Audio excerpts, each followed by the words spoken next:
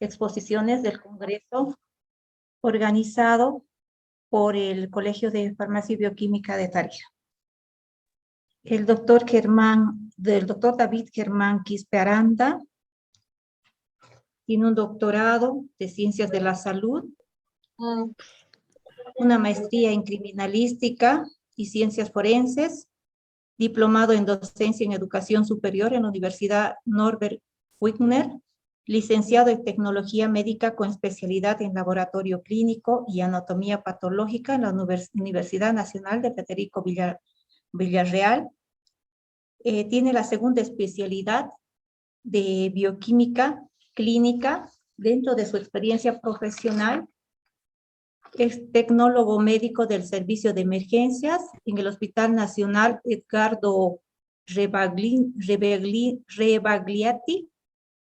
catedrático de la Facultad de Ciencias de la Salud, Escuela Académico Profesional de Tecnología Médico, especialidad Laboratorio Clínico de la Universidad Privada San Juan Bautista, catedrático de la Facultad de Tecnología Médica, curso en Biología e Histología de la Universidad Nacional Federico Villarreal, tecnólogo médico del Servicio de Microbiología del Hospital Nacional Alberto Sabogal, coordinador del área de Inmunología Básica y Especial del Servicio de Laboratorio Clínico, tecnólogo médico del Laboratorio del Área de Emergencia del Hospital Base 3.1, catedrático de la Facultad de Ciencias de la Salud y Medicina Humana, Escuela Académico Profesional de Tecnología Médico, especialidad Laboratorio Clínico y Anatomía Patológica de la Universidad Las Peruanas, jefe del Servicio de Patología Clínica y Anatomía Patológica, coordinador de la programación, gestión para la adaptación, distribución, control y evaluación de insumos y reactivos del laboratorio asistencial 1, docente de la carrera profesional de laboratorio clínico, coordinador del servicio de laboratorio clínico, catedrático de la Escuela Académica Profesional y Tecnología Médica en laboratorio clínico, cursos de hematología y parasitología. Doctor, muy buenas tardes, le damos la bienvenida y les dejo con las colegas, por favor. Doctora, buenas tardes, gracias por la presentación. Bien, ¿me escucha? Sí, doctor, perfectamente. Ok, gracias. Muy amable. Gracias, doctora. Gracias por la presentación correspondiente. Como ya lo mencionó la doctora Eve Rivero, soy David Germán Quispe Aranda, tecnólogo médico, y en esta ocasión voy a presentarle un tema en la cual pues agradezco también al doctor Lino Pérez, a la doctora Nora, por la invitación correspondiente para este magno evento, ¿no? El primer Congreso Internacional de Químicos Farmacéuticos Unidos. ¿Bien? Hay un audio prendido, me parece. Ok. Sí, cosas de la globalización y estos puntos. Bien.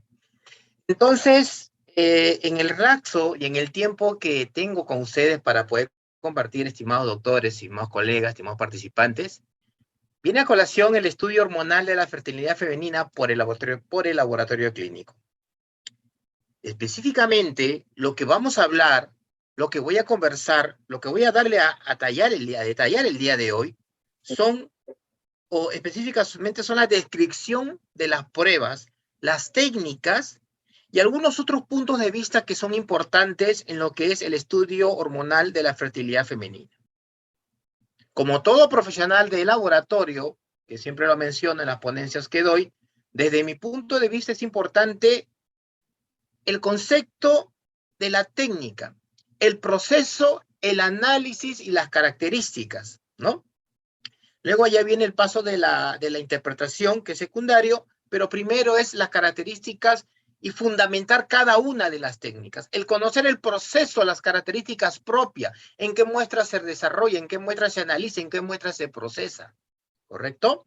Entonces, he ahí la importancia del científico de laboratorio. He ahí la importancia del profesional de laboratorio que realiza los análisis. Conocer cada una de las técnicas, conocer cada uno de los fundamentos, de las variables, la preanalítica también que te voy a hablar el día de hoy. Y al final un tema que se coordinó también, ¿por qué no hablar cómo afecta o cómo es el estudio hormonal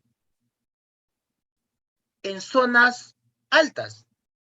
Por ejemplo, yo trabajaba hace muchos años en el Hospital 3 en Puno, a 3.870 metros sobre nivel del mar, en un hospital nivel 3 de salud, donde era el encargado del área de inmunología, las técnicas inmunológicas, y ahí pues tuve un gran acercamiento, estuve 8 años trabajando, luego vine acá a Lima a trabajar, en la cual tuve muchos casos muy interesantes, y por ahí que buscando la información correspondiente dan algunos puntos de vista cómo afecta mucho en los estudios hormonales la altura, ¿correcto? En un estudio comparativo de dosar y cuantificar hormonas a nivel del mar y a más de 3.000 o más de 2.500 a 3.000 metros de altura. Esa es la parte final, quizá la cereza en la cual vamos a englobar muchos puntos de vista y vamos a acotar, no solamente de las perfil hormonal femenino, también le voy a contar unas experiencias que tuve en cuanto a dosaje de otras hormonas como la hormona de crecimiento, porque de eso se trata. Y quizás podamos hacer más adelante otro curso, otra conferencia en donde podamos hablar mucho más sobre cómo afecta en sí o las características del desarrollo, el metabolismo hormonal a nivel de por encima de 2.500 a 3.000 metros de altura, que es muy diferente al hablar las características hormonales en la costa. En algunas hormonas, en algunos parámetros importantes, no solamente hormonas, también parámetros o analitos de laboratorio, ¿no? Que es muy interesante hablar a ese nivel. Bueno, entonces comencemos en sí la presentación del día de hoy. Tenemos acá las características, el punto, ya. Bien, infertilidad femenina, ¿no? Generalmente cuando se dosan o se solicita, va una pareja que quiere tener descendencia o hijo, ha perdido de alguna manera quizás la procreación o este detalle de poder tener hijos, tanto se estudia la parte masculina como femenina, ¿cierto? También tengo por ahí una presentación sobre fertilidad masculina. En este caso vamos a hablar de fertilidad femenina, ¿no? Lo que solicita el médico generalmente dentro de su evaluación, ¿no? Es realizar un análisis hormonal en la mujer, ¿no? Realizar una ecografía, dependiendo de la característica de la anatomía uterina y determinar cómo están los ovarios, ¿no? Valora lo que es las características, la valoración de las trompas de falopia, con la ese nombre siempre es para mí un poco difícil, histerosalpingografía. Y por último, el estudio del cariotipo para determinar alguna alteración cromosómica, ¿no? Por ahí quizás un síndrome de Turner, por ahí de repente una característica de la presencia de 3 cromosomas X, etcétera. Pero es importante, pues, la característica de estudiar de manera global lo que es la infertilidad femenina. Pero lo que nos trae a cotación el día de hoy es el análisis hormonal, ¿no?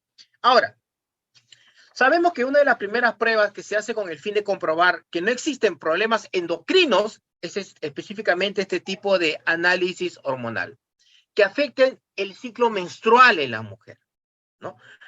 Podemos hablar de valores hormonales que aportan información sobre la reserva ovárica. Vamos a hablar, por ejemplo, de una prueba llamada la antimullerina, que quizás no es de mucho conocimiento o divulgación por el costo, una de las características o la manera de cómo se procesa la llamada hormona antimullerina, ¿no? Que específicamente determina la función de los ovarios y no solamente eso. En global, con las demás hormonas de las cuales les voy a hablar, nos especifica cómo está la hipófisis, alguna alteración que puede tener la mujer a nivel de la hipófisis también, ¿no? Entonces, la infertilidad femenina, ¿no? En conjunción con la posible infertilidad femenina, con esta prueba de laboratorio, se hace con la evaluación hormonal o las características hormonales en el varón, ¿no? Que es otro tema que podríamos desarrollarlo en otro momento. Entonces, análisis hormonal. Se produce la fecundación, pero ¿por qué no se desarrolla el embarazo? ¿No? ¿O por qué hay problemas justo en la fecundación? O netamente antes de la fecundación, porque es un problema ya anatómico en la mujer. Pero todo eso engloba una serie de estudios, una serie de procesos que el especialista, el médico, se encarga ya de la evaluación correspondiente. Lo que nos toca hoy, análisis hormonal correspondiente, ¿no? Pero hay que tener en cuenta unos puntos importantes antes de comenzar a hablar del análisis hormonal. No es como un dosaje de glucosa, ¿no? En sangre, una glucemia. Una glucemia determina la concentración de glucosa en sangre que se debe realizar en ayunas, perfecto. Sabemos por proceso de la glucogénesis, gluconeogénolis, la glucólisis, los estados o las características o el tiempo de ayuno que tiene que tener la persona, ¿cierto? Entonces, esa persona en la mañana, cuando tiene un tiempo de ayuno siempre adecuado, va a tener unas concentraciones, unos valores que no se ven afectados por el sueño, por las hormonas, etcétera, ¿no? Bien, pero muchas veces el ciclo menstrual no es así, ¿no? La concentración de las hormonas no es el mismo a nivel de los 28 o 31, a nivel de todo el mes, en todo lo que corresponde específicamente al ciclo femenino, ciclo hormonal femenino. No es lo mismo, ¿no? A lo que voy, una glucosa en el día 1, el día 30, comenzando o finalizando el día 15, en el transcurso de elaboración del ciclo menstrual de la mujer es el mismo la glucosa y otros parámetros. Pero las hormonas no, dependen el día específicamente donde se encuentre, donde se pueda obtener la muestra de sangre. Y eso es un punto importante, porque de ahí radica la importancia de la preanalítica en el estudio hormonal, ¿correcto? Otro punto importante es el ritmo circadiano, lo que te comenté. La valoración o la concentración de las hormonas depende muchas veces de la concentración o del sueño, en otras palabras, ¿no? No es lo mismo hablar de determinada concentración de valores en la mañana que en la noche. Después de dormir, o en la mañana, en la tarde, o cuando ya está entrando la noche. No es lo mismo, porque varían las concentraciones o los analitos propiamente dicho, como el cortisol, por ejemplo, ¿no? La hormona del estrés, cuyos valores están elevados en la mañana y tienden a disminuir en la tarde, ¿no? También a eso se llama ritmo circadiano, las alteraciones que puede haber en el transcurso del día de la concentración o metabolismo de algún tipo de analito, en este caso de la hormona.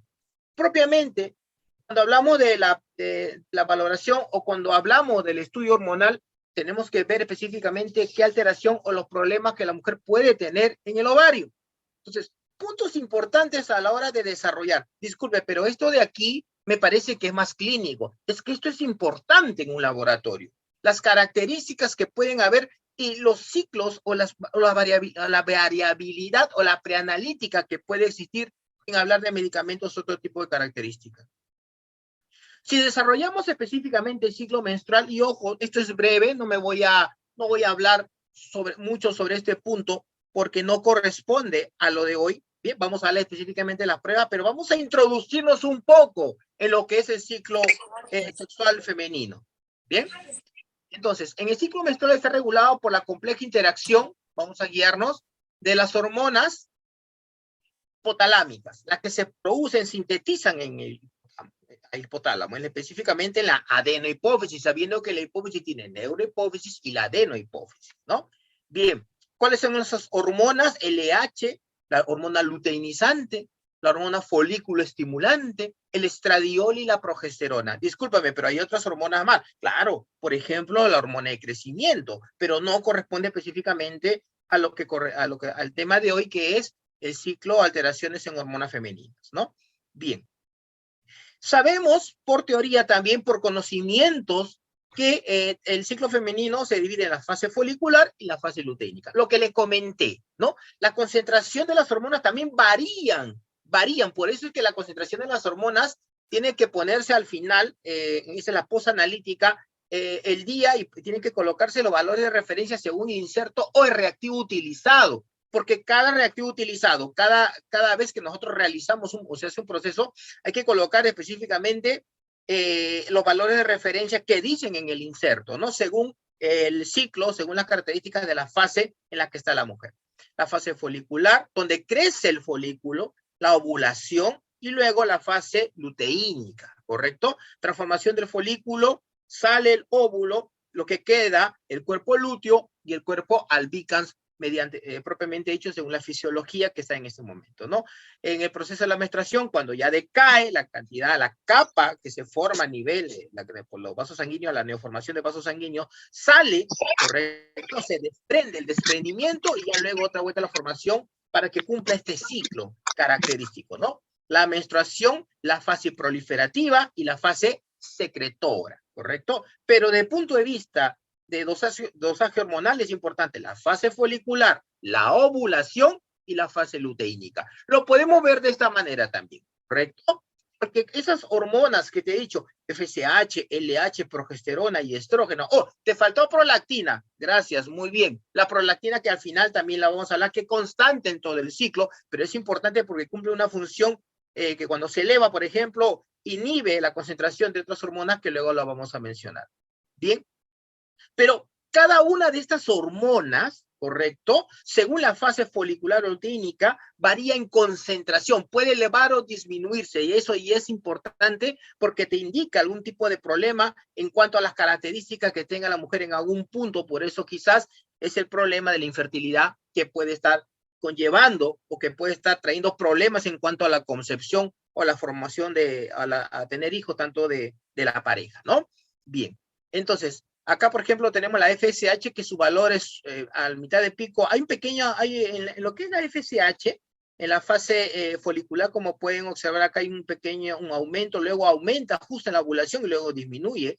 En la LDH sí existe un pico grande, solamente en la LDH. La progesterona de anaranjado, miren, post-ovulación se encuentran los valores elevados y los estrógenos justo en la ovulación se encuentran los valores más elevados y luego de la ovulación, la parte central, el segundo punto se encuentra otro pico, podemos mencionar, de elevación en la concentración, ¿no? Esto simplemente se desprende en el cual nosotros debemos determinar que FSH, LH, justo en el pico de la ovulación, hay una elevación, se encuentra en valores justo en su pico máximo, ¿no? De segregación. Mientras que la progesterona y estrógeno, sobre todo en el ciclo medio y pasando el ciclo, se encuentran las concentraciones más elevadas, ¿no? Entonces, ese es un punto importante. Acá vemos cómo se encuentra la maduración del óvulo hasta la eliminación, la maduración del óvulo mencionado, y si no hay la fecundación, luego tiende a salir en el proceso luego de la menstruación, comienza a salir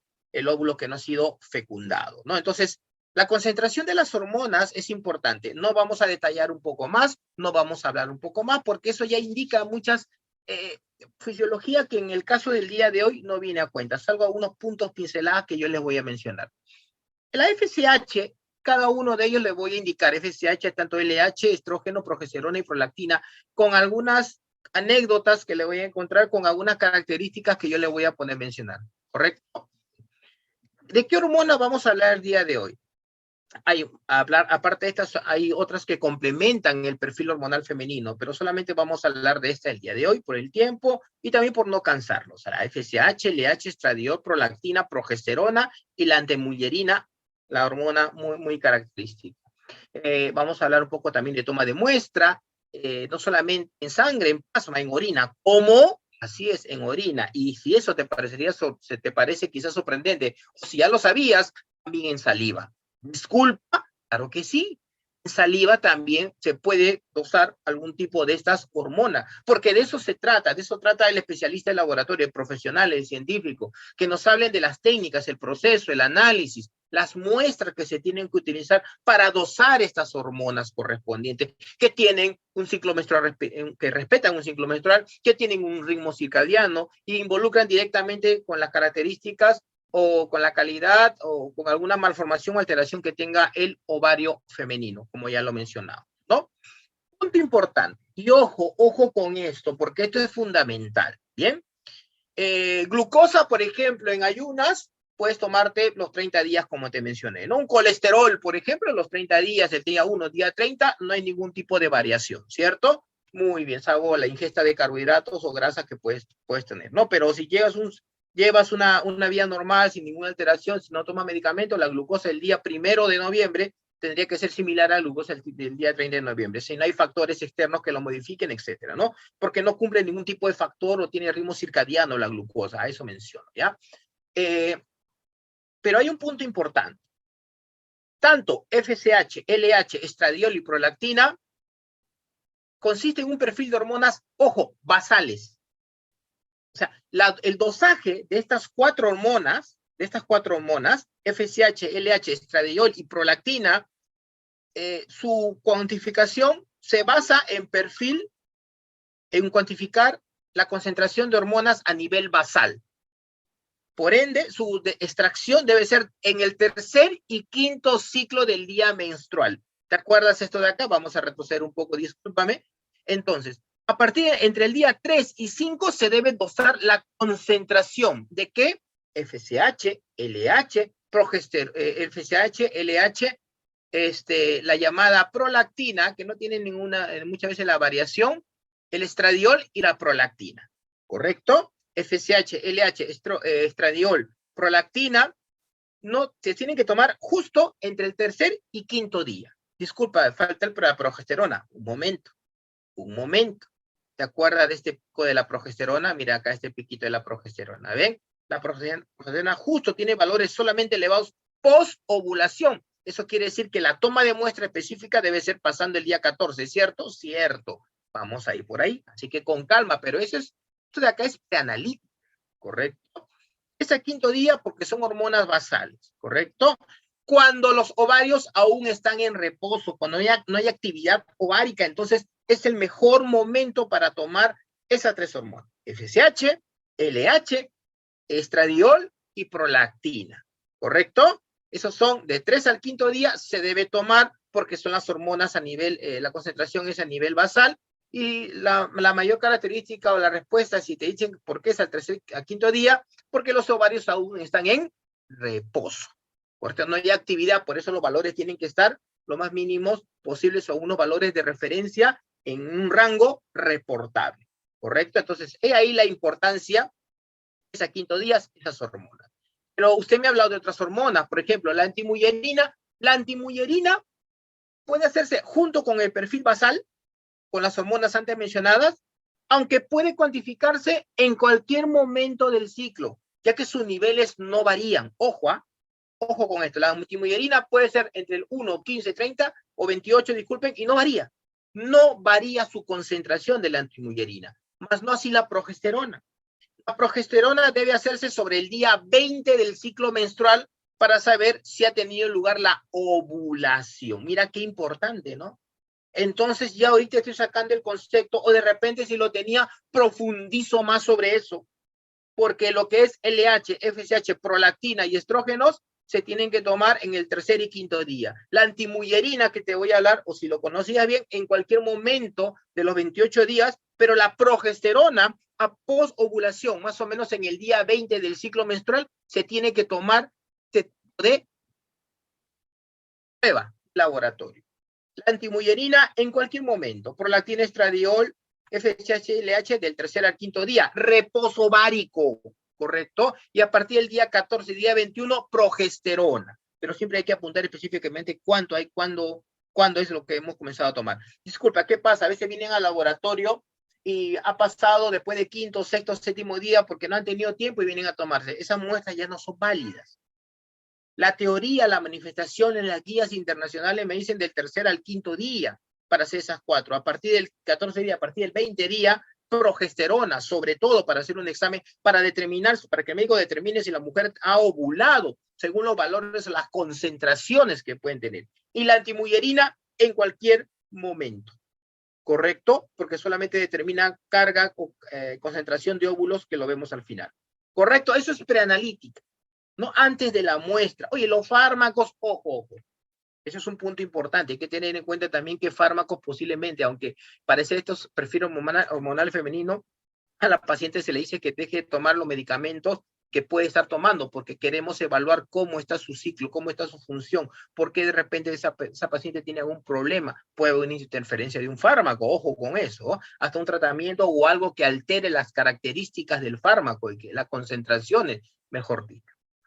Dentro de las terminaciones analíticas, por ejemplo, podemos utilizar, lo mencioné, suero, asma y orina, ¿correcto? Y faltó saliva también, que es lo último que también se está determinando, dosando, porque de eso se trata. La lectura, la concentración, la investigación es amplia y uno tiene que estar constantemente viendo las capacitaciones sobre lecturas, o lo que es en la actualidad la globalización. Podemos tener información en las cuales podemos avanzar, podemos determinar, podemos dar más características al médico de los resultados para que haga su evaluación correspondiente, ¿no? Las técnicas analíticas son modernas, muchas de ellas.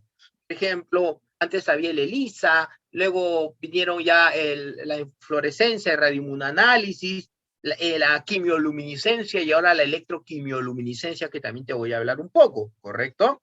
Lo importante es que estos métodos, estimados participantes, determinan pequeñas concentraciones. ¿Por qué? Porque las hormonas se encuentran en cantidades pequeñas, en el orden de los nanogramos, en el orden de los picogramos. Por eso es que necesito un método que me determine concentraciones mínimas, ¿correcto? Por eso es que estos análisis son modernos y muchas veces son automatizados. Mientras más es el valor o la concentración de lo que yo quiero determinar, tiene que automatizarse correcto, para evitar el sesgo, para evitar el error, para tener exactitud, para tener reproducibilidad, para tener mayor sensibilidad.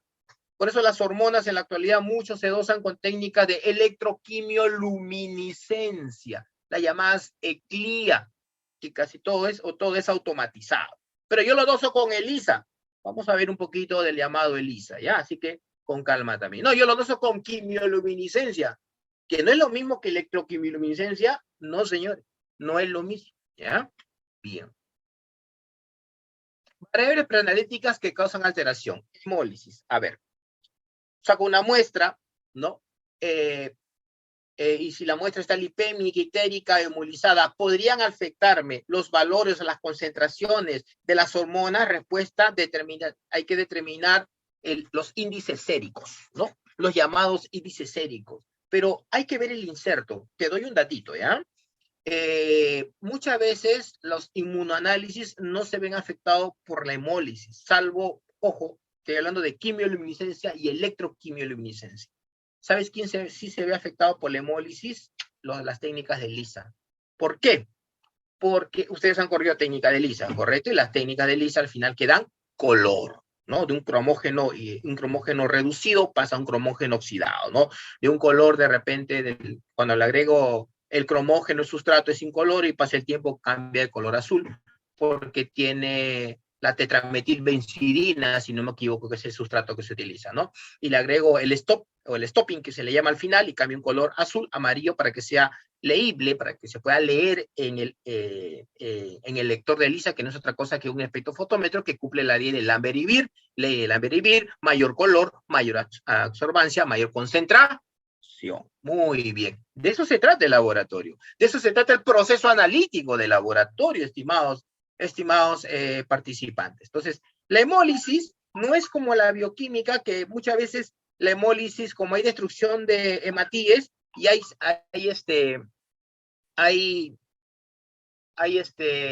pruebas de laboratorio, hay presencia de hematíes, y en los hematíes hay enzimas intracelulares. Esas enzimas intracelulares, al ver hemólisis, salen al suero y pueden hacer que esas enzimas se eleven los valores, ¿no? Por ejemplo, cuando hay hemólisis, ¿qué analitos se encuentran alterados desde el punto de vista bioquímico? CK, ¿no? CK total, correcto, potasio, LDH y TGO, ¿no? Son los analitos que se pueden encontrar alterados con hemólisis. Pero en hormonas no es así. En hormonas, por eso te dije, salvo que sea ELISA. Con ELISA sí tienes que tener cuidado, porque si tu suero ya está colúrico, si tu suero ya tiene suero, y cuando le pones un color, entonces hay que tener cuidado porque incrementaría los valores de la concentración, porque hay mayor absorbancia, mayor concentración del analito, en este caso de la hormona a cuantificar. Hay que tener cuidado con eso, ¿ya? Pero con las técnicas últimas de quimioluminiscencia, electroquimioluminiscencia, ya no le dan, hay mayor rango en la cual puedes reportar el valor sin que interfiera en la hemólisis, la lipemia. Y ahorita te voy a mostrar un cuadrito muy, muy bonito, muy interesante. Es prolongado contacto con suero con las células. Hay que tener mucho cuidado. Cuando yo voy a correr una técnica de hormonas, tengo que hacer la separación. Centrifugo la muestra y separo, ¿correcto? Separo para poder, para no poder, cuando está junto el paquete globular con el suero, hay degradación de células, hay destrucción, hay hemólisis también de algunas veces. Entonces hay que tener cuidado con el incremento, los falsos positivos o la elevación de la concentración de un analito. Recuerda que mides en el rango de los nanogramos. Disculpa, te estás equivocando, porque como es una técnica inmunoanalítica, hay que ver reacción antígeno-anticuerpo, que es específica. Es que ahí no es el problema. El problema está en la parte final, que es la lectura. ¿Cómo realiza la lectura? Si lo realiza por ELISA, es color. Si lo realiza por fluorescencia, es cantidad de luz fluorescente, que eso no hay interferencia. El problema está en el ELISA, ¿correcto? No en la inmunofluorescencia, ni tampoco en la quimioluminiscencia, ni tampoco en la electroquimioluminiscencia. No hay mucho problema. El problema del MOLI, le voy a repetir, es en el ELISA, ¿ya? El ritmo circadiano de las hormonas, te lo comenté. El ritmo de las hormonas, a la concentración de hormonas, depende el horario, depende la hora. No es lo mismo medir, por ejemplo, una prolactina en la mañana que en la noche. Los valores varían. Por eso existe el llamado pool de prolactina. Te lo explico con calma. Vamos entrando poco a poco, pero esta es la parte preanalítica de hablar de cada uno. Entonces, el ritmo circadiano, las concentraciones que tienen las hormonas, varía según el horario, ¿ya? Sobre todo la prolactina, te lo puedo mencionar. Variación en el día del ciclo. De todas maneras, no es lo mismo tomar una hormona del tercer al quinto día al 20 día, ¿correcto? Te lo comenté, te lo dije, te lo indiqué, pero por eso es importante, porque el día del ciclo varía la concentración de la hormona y la extracción se debe hacer en ayunas de preferencia por problemas de la lipemia. ¿Cómo que lipemia? La presencia de kilomicrones que hacen que ese suero, ese plasma se vea lechoso, ¿no? Blanco, blanquecino, anacarado correspondiente, que puede afectar de alguna manera, si los valores están muy elevados, la parte final, que es la visualización de la reacción antígeno-anticuerpo. Avanzamos más, las muestras que se deben tomar en los tubos correspondientes. Doy un datito, este cuadrito lo hace 10 años, hice este cuadrito muy interesante. Te explico brevemente para que no te canses, para que no te aburras. Mira, esto es de un equipo de electroquimioluminiscencia. No te digo la casa comercial porque tampoco, no tengo conflicto de intereses, pero no te lo puedo decir tampoco. Pero este es de una casa comercial que trajo sus reactivos, un equipo automatizado, donde me pareció muy curioso, por ejemplo, esto lo saqué de cada uno de los insertos. Mira, por ejemplo, mediante electroquimioluminiscencia, el estradiol sí se puede correr con plasma, con EDTA, con fluoruro, con citrato en plasma, citrato en heparina, ¿correcto? Miren, la hemólisis no afecta cuando están en 66 miligramos. Mira, 66 miligramos, mira, muy fuerte, ¿no? Hemólisis menos de 1 gramo no afecta, la lipemia menos de 1000 miligramos por decilitro. Mira, compáralo con triglicéridos si quieres, tiene que tener menos de 1000, punto de corte es 1000, más de 1000 ya puede interferir. Biotina con factor reumatoideo mayor hasta 1200 unidades por mililitro y por fármaco no se altera. Mira la LDH igual, pero ojo, mira la LDH. La casa comercial te dice, puedes correr con plasma con heparina, plasma con ETA, con plasma con fluoruro, pero para el LDH, si vas a correr plasma con citrato, los valores se van a encontrar por encima del 10%. ¿Qué quiere decir? Quiere decir, estimados participantes, que no se puede correr con plasma o suero de manera indistinta. Y más te doy un dato, con plasma, si es de heparina, si es de ETA o si es de citrato, respuesta, sí, hay variación. No lo digo yo, lo dice el inserto, y esto es con electroquimioluminiscencia. Y si ese es con electroquimioluminiscencia, ¿qué será con ELISA? Ojo, mira la FSH, con plasma con plasma obtenido por fluoruro de sodio, baja los niveles. Con citrato, baja los niveles. Miren acá, por último, tenemos a la progesterona, se eleva los niveles. Mira, entonces, ¿quién podríamos ver a grandes rasgos que se encuentra o que puede alterar de manera grotesca, tanto para arriba o para abajo, elevando los valores, sobreponiendo las concentraciones o disminuyendo las concentraciones, infravalorando, determinando valores bajos? Es el citrato, el plasma obtenido por citrato de sodio. Por eso que muchas casas comerciales en hormonas te dicen, oye, si vas a correr plasma, suero es lo mejor, pero si vas a correr plasma, no corras de plasma de citrato. No corras con plasma citratado para la prueba de coagulación, por ejemplo, ¿no? Uy, el tubo pasó algo, se perdió, pasó algo, no le sacaron buena cantidad de suero al paciente, ¿pueden correr con plasma con ETA? Sí, centrifugan la muestra del tubo de hematología, sacan el plasma con ETA y pueden correr, no hay problema. Con heparina no hay problema, pero con citrato sí van a tener un problema. Bien acá, sobre todo ven en citrato, ¿ven?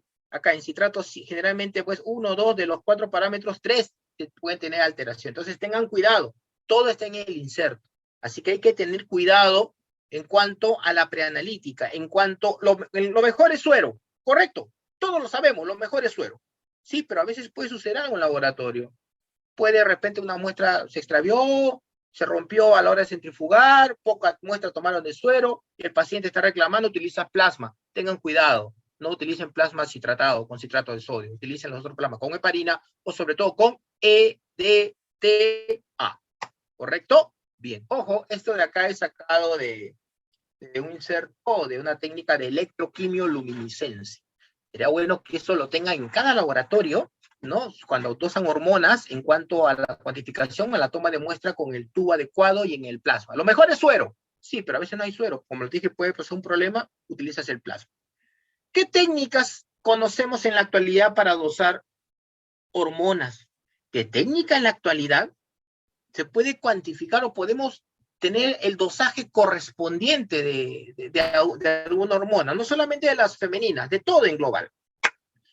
Hay de ELISAs, hay inmunofluorescencia, ¿correcto? Hay técnicas, la técnica radioinmunoanálisis, la técnica se basa en radioactividad, ¿no? Con el yodo, qué sé yo. Y la técnica de quimioluminiscencia. Acá faltó de la electroquimioluminiscencia, porque no es lo mismo quimioluminiscencia que electroquimio, no es lo mismo, ¿correcto? No es lo mismo, ¿ya? La quimioluminiscencia todavía se considera como una enzima inmunoanálisis. La electroquimioluminiscencia no se considera como una enzima inmunoanálisis. Bien, entonces, miren estas técnicas. Acá, por ejemplo, límite de detección. Mira, la ELISA te detecta hasta 10 a la 16 más o menos, 10 a la menos 16 moles. La inmunofluorescencia, esta es cantidad de moles a determinar. La inmunofluorescencia se determina mayor concentración. La radioactividad te determina mucho más y con quimioluminiscencia te determina mayor concentración o límite mínimo de detección expresado en moles. Entonces, más sensible, ¿quién es? Una técnica de quimioluminiscencia que de ELISA. Pero existen otras técnicas, como ya, como lo conoces, como lo puedes mencionar, ¿no? Como te podría indicar también. Hay técnicas de fluorescencia, por ejemplo, ¿no? Las técnicas rápidas de fluorescencia retardada también para medir hormonas, para medir algún tipo de analitos por ejemplo, yo trabajaba en un hospital de nivel 4 y un hospital nacional, y por ejemplo corríamos el llamado ProBNP, péptido natriurético atrial, o corríamos, por ejemplo, la Presepsina, ¿no? Pruebas de emergencia, teníamos un equipo pequeño, no me acuerdo la casa, tampoco, bueno, lo diría, pero corría con fluorescencia, venían en tarjetas, eran pruebas de point of care, ¿no? En las cuales venía la muestra, corríamos rápido, y en cosa de 5 o 10 minutos sacábamos el resultado, porque de eso se trataba la vida del paciente. El médico los estaba rápido, hay una persona encargada solamente de eso, ¿no? Pruebas muy, muy rápidas, gasometría, y esas pruebas se hacían de manera rápida. Pero a la hora de leer el inserto y ver la metodología, era técnica de inmunofluorescencia retardada.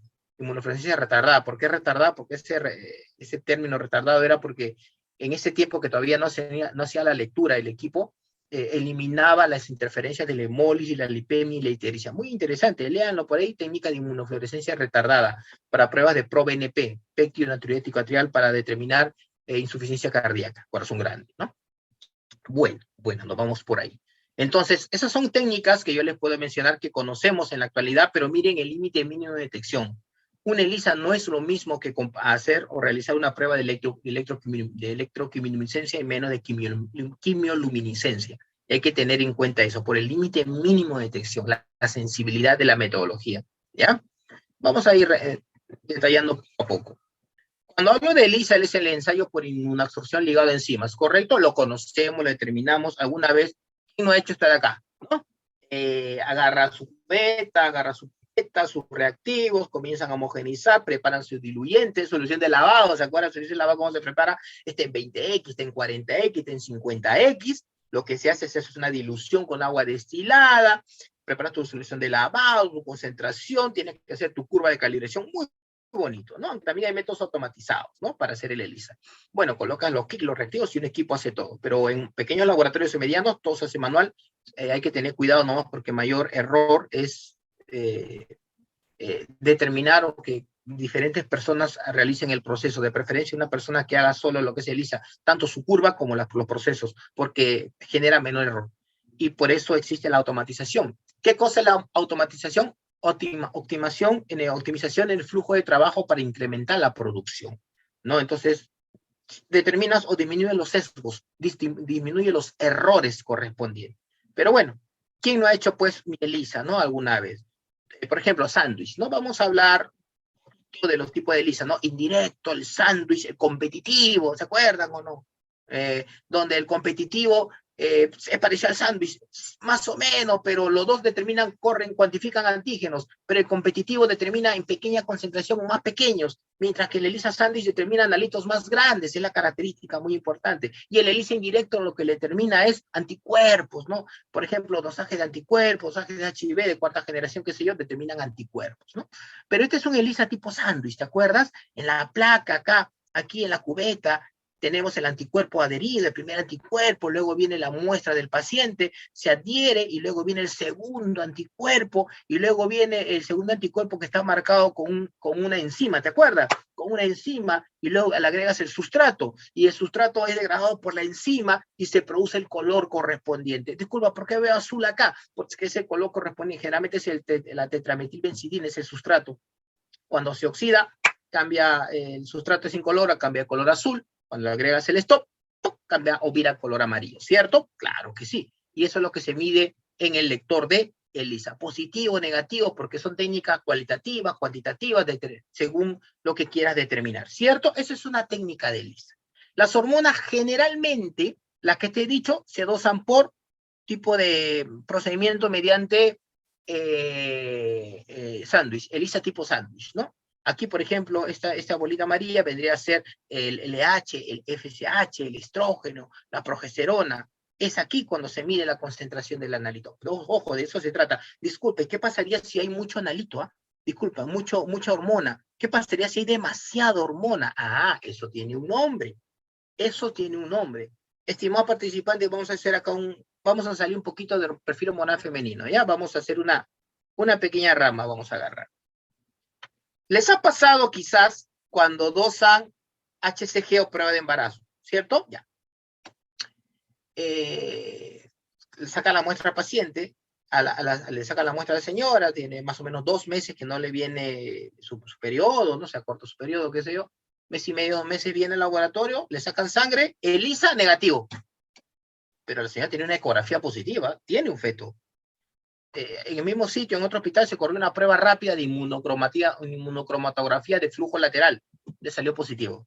Pero cuando corres con tu ELISA, le salió negativo. Vas a otro, agarras otro inserto, abres otra caja, te salió igual pues, negativo. Ojo, con ELISA te sale negativo. Tiene ecografía positivo. Prueba rápida positiva. ¿Qué pasó? ¿Qué pasó ahí?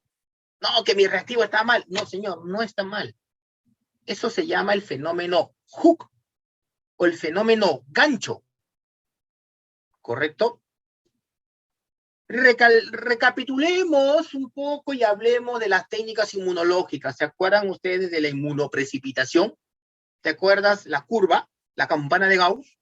Presona, el equilibrio y el fenómeno de zona. ¿Se acuerdan? Presona y fenómeno de zona y poszona. ¿Se acuerdan o no? Ya. Donde no hay aglutinación, ese es para detectar, si no me equivoco, Bruselas. ¿Se acuerdan? Para la prueba de Bruselas, ¿no? Ya. Lo mismo ocurre aquí. No estoy hablando de fenómeno de persona, no, pero en HCG, mira, HCG, ferritina, PCA y el CA125 y el HCG tienen ese problema, el fenómeno de Hood o el fenómeno de zona. El PCA también pasa lo mismo. Mira, vamos a poner de esta manera, ¿ya? Rápido nomás porque es un temita que se me vino ahorita, disculpen, pero es importante que también conozcamos y terminamos. Pues es un caso interesante, ¿no? Prueba de embarazo negativa con ELISA, pero la quimioluminiscencia me salió positiva en el otro laboratorio, pero viene y tiene ecografía positiva. No, está mal tu laboratorio, está mal tu técnica. No, no es eso, es el fenómeno de zona. Muchas veces pasa. Mira, ¿ves acá? Vamos a hablar de esta manera, ¿ya? ¿Ves? 1, 2, 3 anticuerpos, ¿ya? Ya.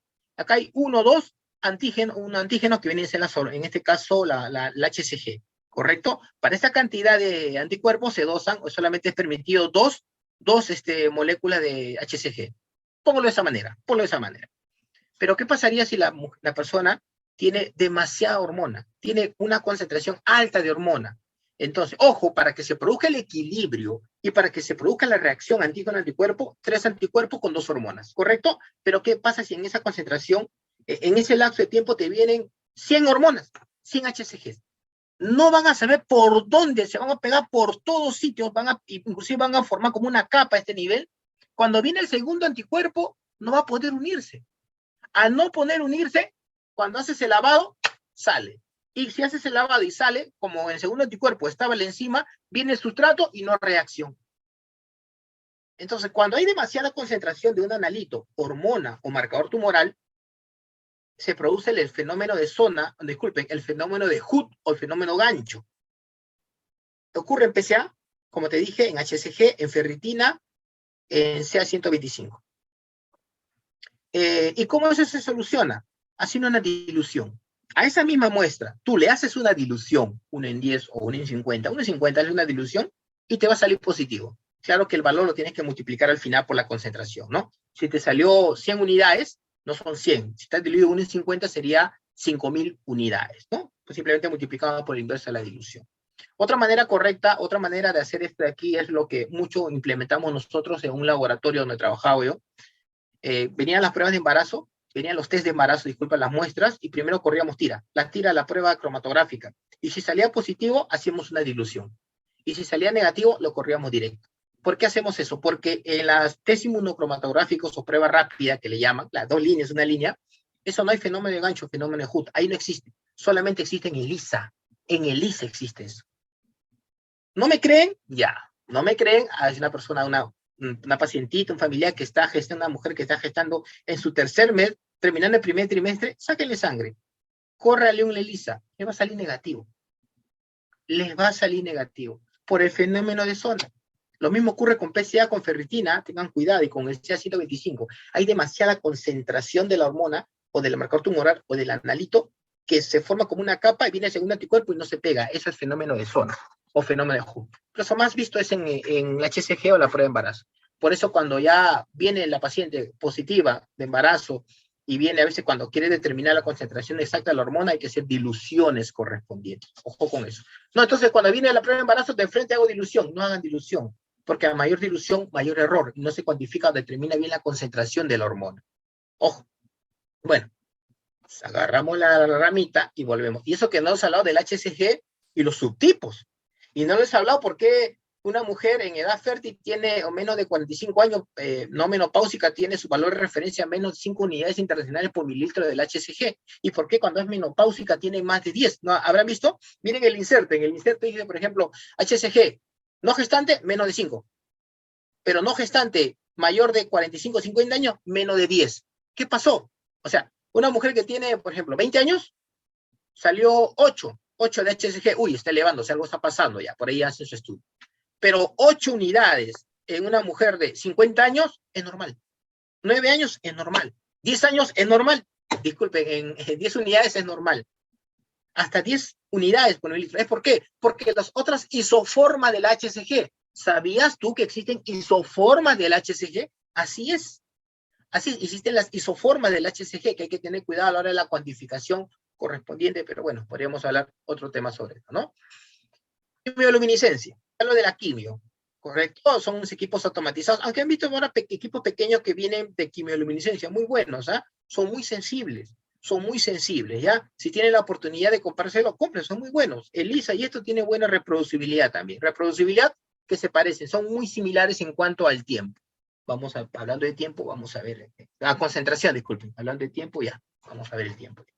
Bien, si me dan cuenta, mi diapositiva son esquemas, letras pongo poco, no me gusta poner letras porque hasta yo me canso de leer, ya a mi edad, pero me gusta con fotos y algunos esquemas comenzar a hablar, ¿no? Quimioluminiscencia, el CLIA, ¿no? La quimioluminiscencia, una fase sólida, el anticuerpo, el antígeno, que puede ser la hormona, el segundo anticuerpo marcado, ¿no? Y luego marcaje con la enzima, y luego viene un sustrato que es un sustrato químico, que en este caso no te da color, porque si el sustrato daría color, es ELISA, pues. Esto es similar hasta acá la ELISA. La diferencia es que cuando viene el sustrato y da luz, esto se llama quimioluminiscencia, ¿correcto? Quimioluminiscencia. ¿Qué es lo que hace esta luz o qué hace el color en ELISA? Evidencia la reacción antígeno-anticuerpo. ¿Y por qué se evidencia? Porque hay la presencia de un antígeno. que ha ocasionado el sándwich, por eso se llama ELISA tipo de sándwich, o quimioluminiscencia tipo sándwich. Anticuerpo, antígeno, anticuerpo. Pan, jamón, pan. Un sándwich, es lo mismo. ¿Correcto? Son técnicas de enzima inmunoanálisis, las dos. El ELISA da color, ¿no? Bueno, hay que ver porque el ELISA competitivo no da color. Eso es diferente, es inversamente proporcional. Pero cumple la misma reacción antígeno-anticuerpo, es el mismo fundamento método. Aquí al final de la reacción, para evidenciar esto, hay un sustrato que da luz, que emite luz, ¿correcto? Es la quimioluminiscencia, ¿ya? Bien, aquí también puede participar la extractavidina, la biotina para la unión a la fase sólida, etcétera, ¿no? Esto ocurre, por ejemplo, en perlas. ¿Han visto en perlas? En unas perlitas que vienen y homogenizan. La quimioluminiscencia en mis tiempos era, pues, las perlitas. Ahora ya no, ahora ya hay cubetas de reacción, equipos automatizados, aunque también hay como ELISA, hay también como ELISA, como les mostré eso de colores, ese cartucho stick de colores, pero se produce de esa manera, ¿ya? Bien. Entonces,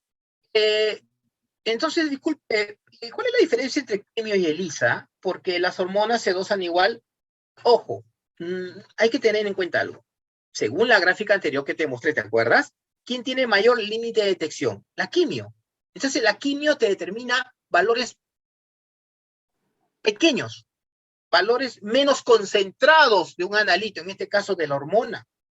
Por eso también que se expresa en otras unidades. En cambio, el ELISA no. Con el ELISA puedes determinar gran concentración, pero tiene hasta un punto límite de detección, nada más. Esto tiene su límite de detección mucho más largo. Pero vamos a ver con algunas letritas cuál es la diferencia entre ELISA y quimio. ¿Te parece? Ahí profundizando. Sustrato. En ELISA utiliza cromógenos, tetrametilbenzidina, por ejemplo. El CLIA utiliza sustratos luminiscentes, como el luminol o el éster de acridinio. El ELISA, ¿qué te da? Color. El CLIA, ¿qué te da? Luz, evidencia luz, ¿correcto? Con luz es lo que se evidencia la presencia. ¿Cómo que luz? No te entiendo. Anticuerpo, antígeno, segundo anticuerpo, marcado con una enzima. Viene el sustrato, pero ya no te da color. Cuando el sustrato está pegado, el anticuerpo, el segundo anticuerpo está pegado con una enzima, la enzima destruye el sustrato y se produce luz. Más luz, mayor concentración del analito. Más luz, mayor concentración del analito. Eso es quimioluminiscencia. Es directamente proporcional, ¿no? Se mide en fotones por minuto, no me acuerdo bien el nombre correcto de las unidades en cuales se mide, pero eso es directamente proporcional. Va a un sensor, la luz que se produce va a un sensor y ese fotodetector es el nombre correcto, y el fotodetector mediante un sistema computarizado lo arroja va a una curva de calibración y te arroja en concentración del analito. Todo eso debe conocer un profesional de laboratorio. La señal, por ejemplo, el ELISA se mide cambio de color, el CLIA, ¿qué mide? Luz, como te comenté. La sensibilidad, es un ensayo de alta sensibilidad, pero el CLIA es ultrasensible. Entonces yo no utilizo ELISA porque me ha dicho usted que es malo. No, es sensible, sí, tiene alta sensibilidad. Pero si tú quieres determinar valores de la hormona que se encuentran en menores concentraciones, ¿quién es mejor? Es el CLIA, que te mide, o es un ensayo ultrasensible, te determina menores concentraciones. Ejemplo, ¿has escuchado el TSH ultrasensible? ¿No? El PCR ultrasensible, ¿no? Entonces, determina concentraciones, menores concentraciones en un analito, que son las hormonas. Por eso es que el ELISA se puede utilizar, no hay problema. Pero si tienes quimio y ELISA, utiliza mejor quimio, ¿ya? Pero no tengo equipo automatizado, pues no tienes que tener equipo automatizado. Hay unos equipos pequeños, como lectores de ELISA, ahora hay lectores de quimioluminiscencia. Ya vende kits, así como el kit de ELISA, vende kits para cuantificar por quimioluminiscencia hormonas. No solamente hormonas, marcadores tumorales. No solamente marcadores tumorales, marcadores infecciosos, HIV, hepatitis, etc. Se puede correr con quimioluminiscencia de manera semiautomatizada. Tú cargas, tú lavas y solamente lo pones para leer. Pero ten cuidado con los tiempos, ten cuidado con los protocolos, estandariza tu proceso.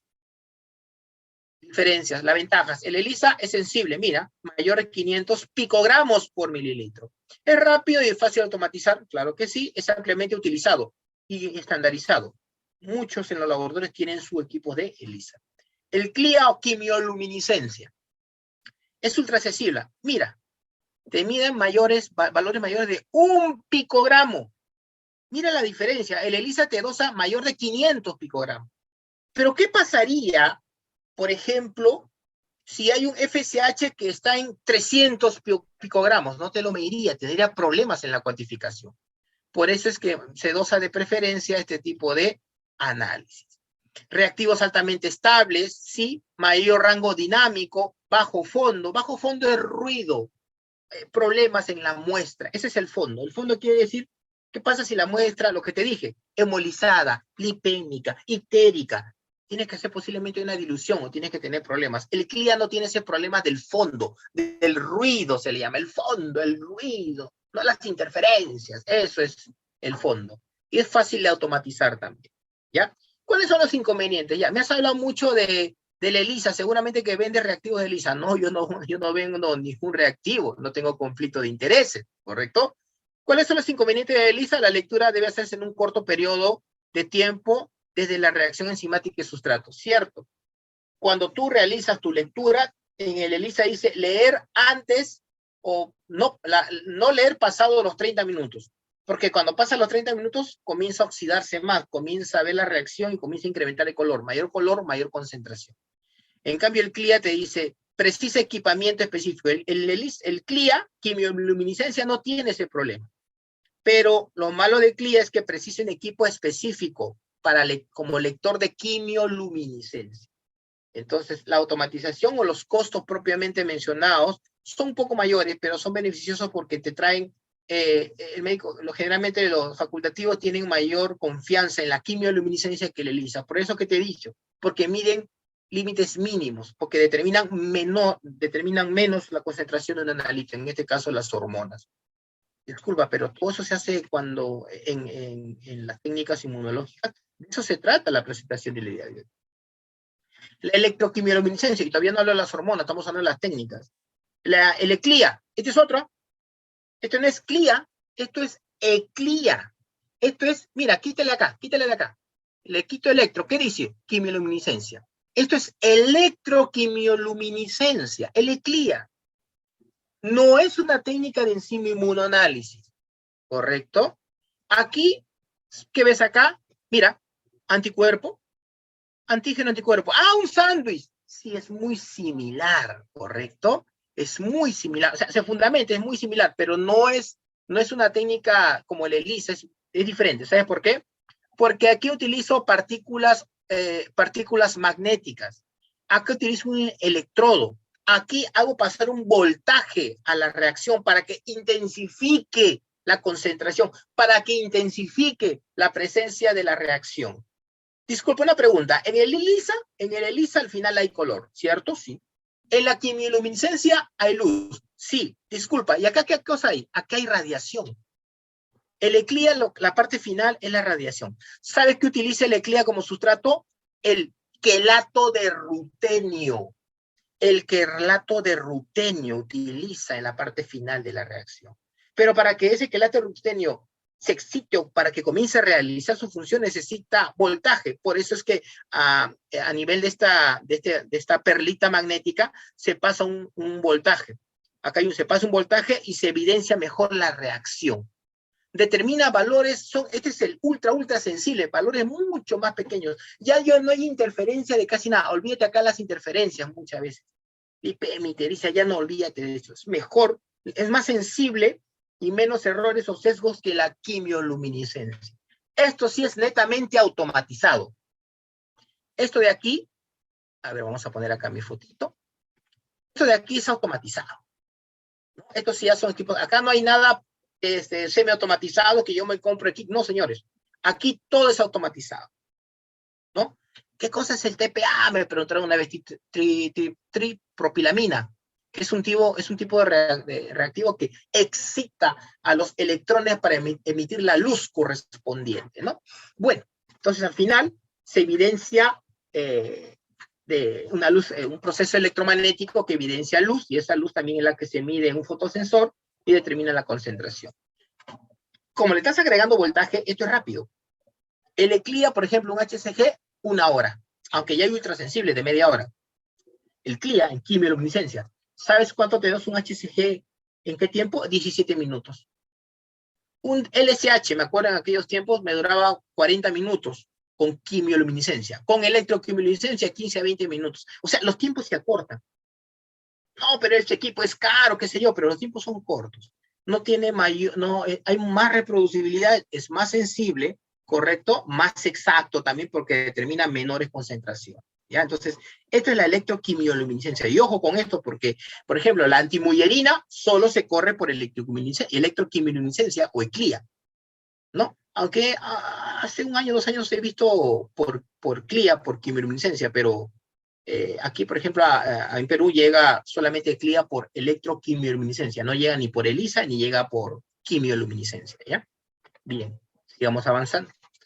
Una vez que te he hablado de la preanalítica, una vez que te he hablado de los métodos, ELISA, quimioluminiscencia, electroquimioluminiscencia, discúlpame, ¿por qué no me hablas de radioinmunoanálisis? ¿Ah? Porque los radioinmunoanálisis ya se dejaron de utilizar por lo peligroso que eran los radioisótopos. No, salvo en investigación mencionadas o propiamente dichas, se puede utilizar, sí, pero ya no se habla mucho de los radioinmunoanálisis, ¿no? Que se utilizaban anteriormente, ya no. Si queremos hablar de hormonas, ELISA. Si quieres hablar de hormonas, quimioluminiscencia. Si quieres hablar de hormonas, electroquimioluminiscencia. ¿Ya? Bien. A ver, un momentito, vamos a ver. Un momentito.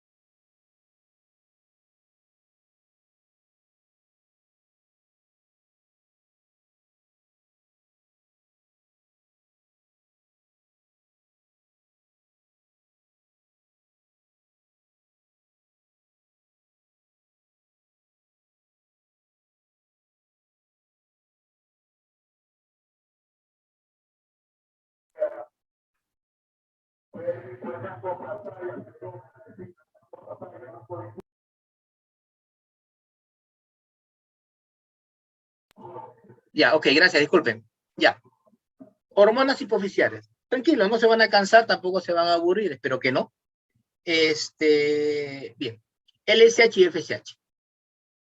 Estas dos hormonas, como ya vimos preanalítica, un poco de medición, el FSH es las dos son gonadotrofinas secretadas por la hipófisis, ¿cierto? La adena hipófisis. Ayudan a determinar la reserva ovárica. Ojo, reserva ovárica.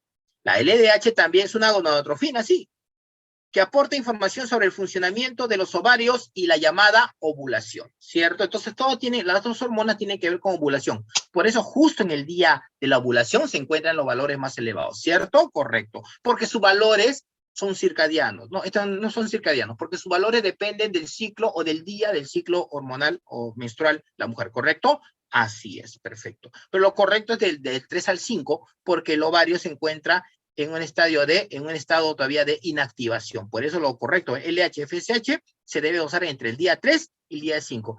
Discúlpame, una pregunta, ¿y cómo voy a saber que es el día 3 o 5? Último día de su menstruación. Disculpe, ¿cuándo menstruó usted? Ayer terminé, hoy día ya no, perfecto. Desde ayer a hoy día cuente 3 a 5 días, vaya al laboratorio.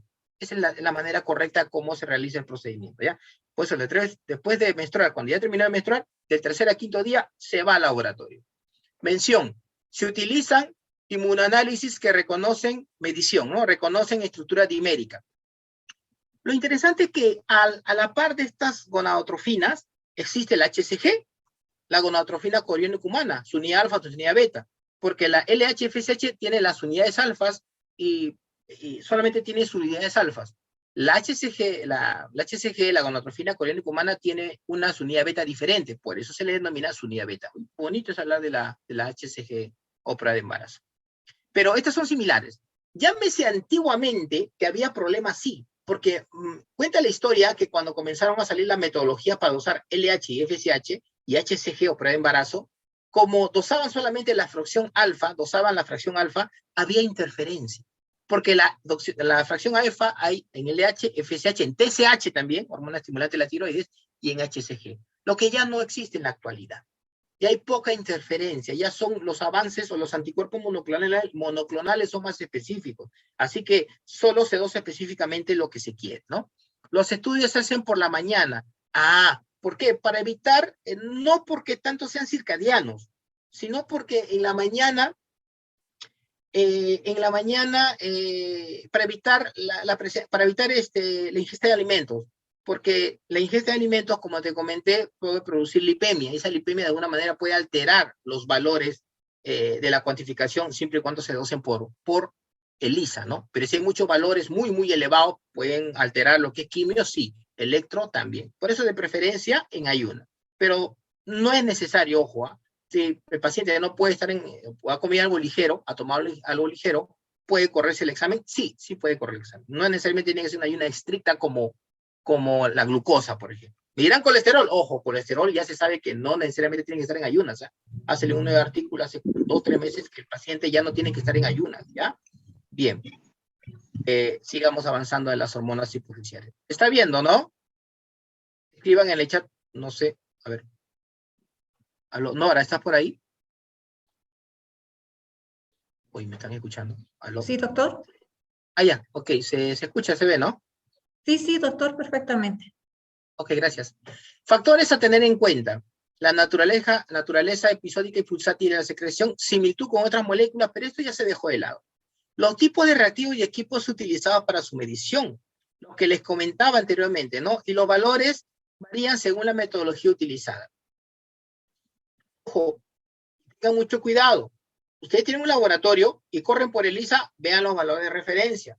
Si lo corren por ECLIA o por CLIA, vean los valores de referencia. Tengan mucho cuidado. A veces reportan 500 picogramos, el otro no, es 0.5 nanogramos, cosas así. O sea, tengan cuidado en la posanalítica, en los valores, en las unidades, mejor dicho. No, que mi inserto está de hace años, tengan cuidado en los insertos, porque mucho implica, lo que nosotros emitimos en un resultado implica directamente en lo que el médico no habla del profesional de laboratorio, habla de todo el laboratorio en conjunto. Así que tengan cuidado con los reactivos y con la metodología que van a utilizar, como ya les mencioné, ¿no? Si utilizan ELISA, no hay problema, está bien que utilicen ELISA, ¿correcto? Si tienen la oportunidad de quimio o electro, es más automatizado, bueno. La medición en el tercer día, ¿por qué? Lo explicamos. Del ciclo especialmente FSH resulta predictiva de la respuesta ovárica, ¿no? La prolactina. Y acá ya varía, porque disculpen, el cuadro que tú me has mostrado no veo la prolactina cuando se eleva o la disminuye. No, es que la prolactina tiene una particularidad. Si bien la prolactina de alguna manera no tiene variación durante todo el ciclo, la prolactina tiene algo interesante, que sí tiene un ciclo circadiano. No te entiendo. A ver, la mayor cantidad de secreción de prolactina se da en la mujer por la presencia del estradiol. ¿El varón tiene prolactina? Respuesta, sí tiene prolactina, por si acaso, ¿ya?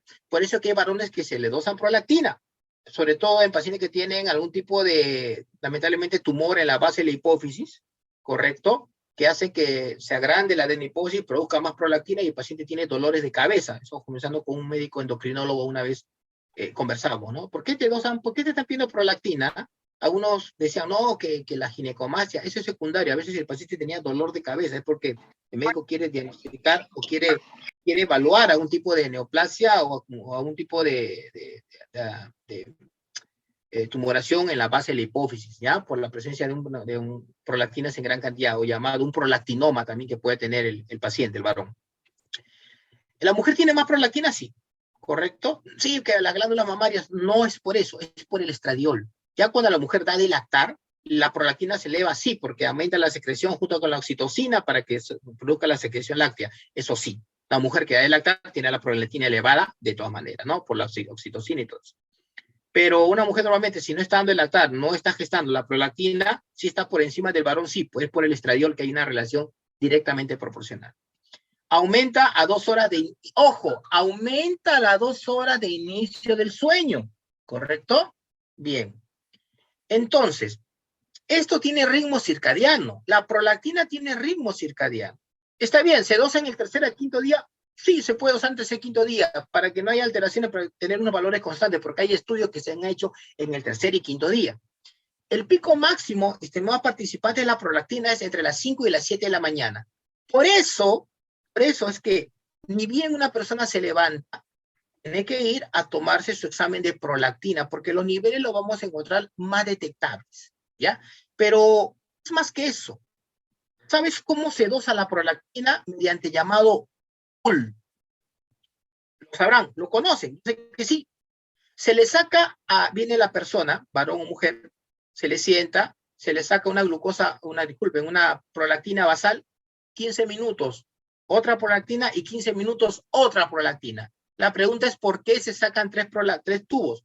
Luego se saca 100 o 200 microlitros de cada tubo, se homogeniza un solo tubo y se manda a procesar como si fuera una sola muestra, ¿no? Como si fuera el test de, ¿se acuerdan? El test de, para se me fue el nombre, el test de corrección para tiempo de protomina, ¿no? Es lo mismo, así parecido. Acá sacas tres tubos,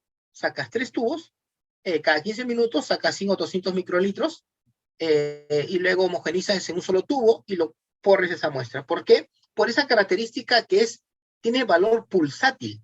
Cuando viene la persona al laboratorio, 7:30, 7 de la mañana, puede encontrarse los valores de la prolactina están disminuyendo. Entonces, como no queremos eso, si le sacamos un valor, no es el exacto. Hay que sacarle 3 veces, lo que se llama el pool de prolactina. Es la manera correcta por el valor de la concentración de la prolactina, que es pulsátil.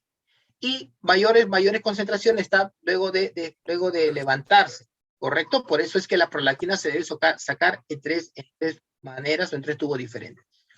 Ahora, es un artículo muy bonito, aquí está la descripción, si ustedes son curiosos, yo sé que sí, acá está la descripción, o para que ustedes, la página, para que puedan ver directamente el enlace. Es determinación de macroprolactina. ¿Y qué cosa es esto? Te explico rápidamente, ¿ya? Para no seguir avanzando, pues este es una parte, ¿ya? Ha habido casos documentados, no sé si les ha pasado a ustedes también, los están en el laboratorio de hormonas, donde el paciente tiene la prolactina, siempre le sale elevada. Prolactina le sale elevada. En los valores referenciales, el paciente no tiene prolactinoma, si la mujer no está gestando, nada. Pero le dosan siempre y la prolactina siempre sale por encima de los valores de referencia. Hasta hay un punto de corte, hay otro trabajo, bueno, no está acá, pero si quieren se los paso. Hay un trabajo donde determinan el punto de corte. Lo que pasa es que la prolactina tiene 3 clases, subtipos, ¿correcto? Que es la prolactina monomérica, la que se dosa, mira, la biprolactina o la prolactina dimérica y la macroprolactina. La macroprolactina, esta es la que trae problemas. En algunos pacientes esta macroprolactina se encuentra en mayor concentración. Entonces, lo que se dosa no es la prolactina biológicamente activa, que es la prolactina monomérica, sino es la macroprolactina. Hay trabajos en los cuales se utilizan una sustancia que se llama el polietilenglicol, el PEG, polietilenglicol. Te lo pongo de esta manera. Agarras tu suero, corres prolactina, ya que la prolactina está elevada, y el paciente sintomatológicamente no tiene por qué tener elevada, y el médico va, se queja, qué sé yo, porque el resultado del laboratorio no corresponde. Ya, perfecto. En estos pacientes lo que se hace es hacer un test de polietilenglicol. Suero, polietilenglicol, ¿correcto? Oye, disculpe, ¿y dónde saco el polietilenglicol? Ah, ya. Si de repente han tenido un familiar que sufre de estreñimiento, constipación, que no va al baño 2 o 3 días aproximadamente, no sé si le habrán visto que hay una bolsita que se llama el Corrilax, ¿no? Que es polietilenglicol. Ya, es una sustancia que mejora ¿cómo se llama? El tránsito, o acelera el tránsito digestivo. Ya. Eso viene en un sobrecito, pero hay que estandarizarlo, ya por si acaso. O te compras el reactivo propiamente dicho para hacer precipitación. Tienes el suero, tienes el polietilenglicol en otro tubo. Homogenizas, centrifuga la muestra y luego vas a ver que en el fondo, no vas a poder observarlo, claro está, se centrifuga la muestra y luego vas a ver que en el sobrenadante, se supone que en el sedimento del tubo abajo quedan la macroprolactina, y en el sobrenadante ya queda simplemente la prolactina monomérica. Lo que haces es separar, sacas el sobrenadante, vas al laboratorio, dosas tu prolactina, valor normal. Esa es una técnica cuando te salen prolactinas elevadas a causa de la macroprolactinemia o macroprolactina. Eso se llama macroprolactinemia. Y está documentado, ¿correcto? Pueden buscar ustedes información. Hay una técnica donde te dicen paso a paso cómo se debe hacer esto. Muy bonita. Lo que trabajan en endocrino le va a guiar bastante. Bien.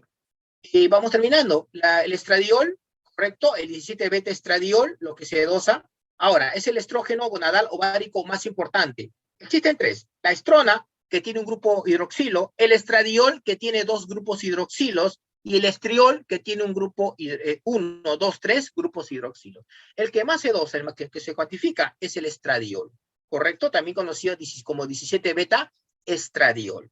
Bien, se deben utilizar métodos que presenten poca o nula reacción cruzada con otros estrógenos. No te olvides que el estradiol es la hormona ovárica que sirve para valorar el desarrollo folicular, la reserva ovárica y el endometrio. Ya no hablamos mucho de ovulación, ¿no? Ojo con eso. El estradiol, que su nombre correcto es estrógeno. El estrógeno, tipo de estrógeno. Estrona, correcto. Luego estradiol y luego estriol. Ok. Bien, estrona, estradiol y estriol. ¿Ya? Sigamos.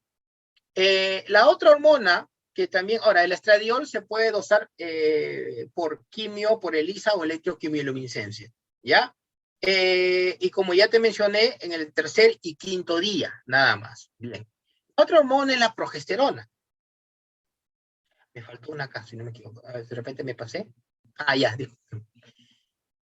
Es otro punto que quería comentar antes de hablar de progesterona. El estradiol en saliva.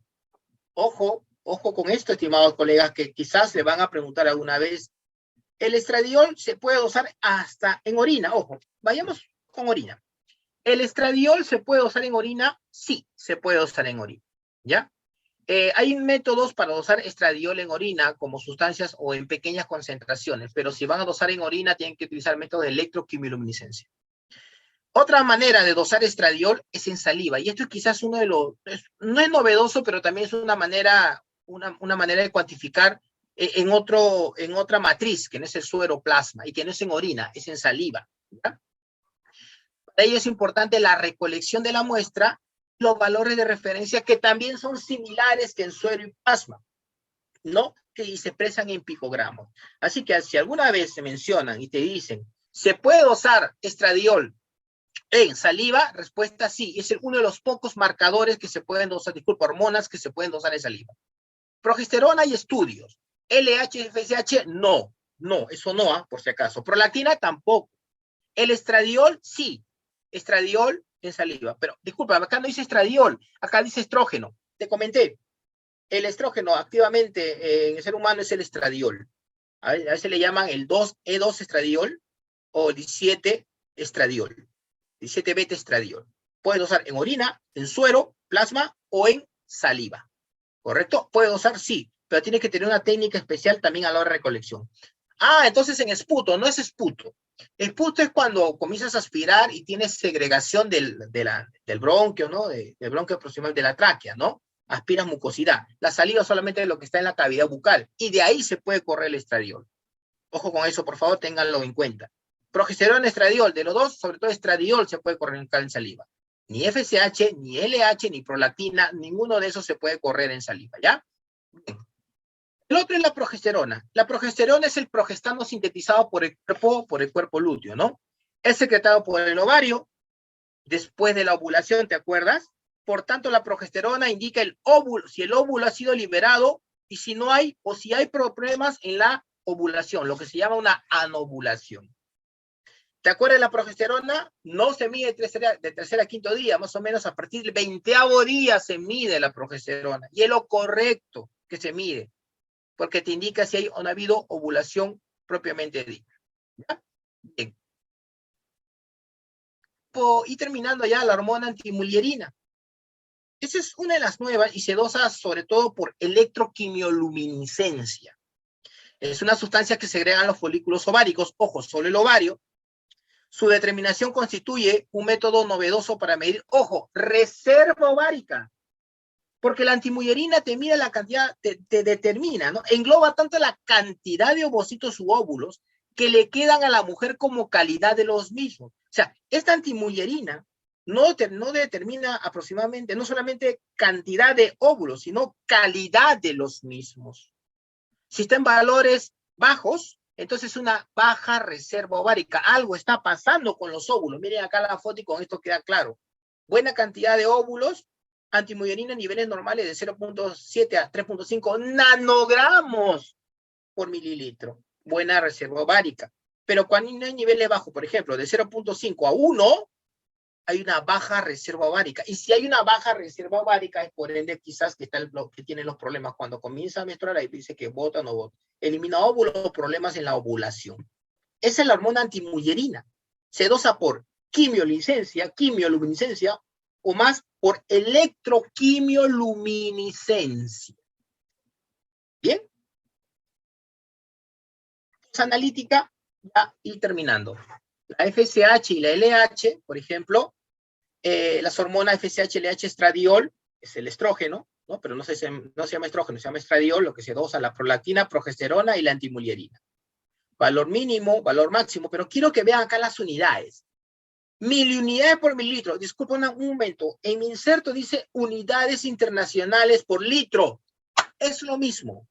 Miliunidades internacionales por mililitro. Aseméjese, llámese a lo que es unidades internacionales por litro. Son similares, por si acaso, ¿ya? El estradiol en picogramos, la prolactina en nanogramos, ¿correcto? Picogramos, nanogramos. No, nanogramos, 10 a la menos 9 gramos, ¿no?